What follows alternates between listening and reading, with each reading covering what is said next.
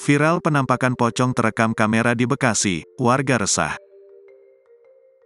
Viral di media sosial penampakan pocong di Kampung Pelaukan, Kabupaten Bekasi, Jawa Barat yang terekam kamera HP warga. Pada video yang beredar, tampak di suasana gelap tersebut sesosok pocong terlihat. Meski begitu, pocong tersebut tampak tak terlalu bergerak, hanya sedikit melayang. Penampakan sosok pocong itu sempat diunggah oleh akun Instagram pada Minggu, tanggal 28 Mei tahun 2023. Namun, diduga sosok pocong itu ialah sosok jadi-jadian. Dalam video tersebut, terlihat sesosok makhluk berwarna putih samar-samar berada di balik semak-semak.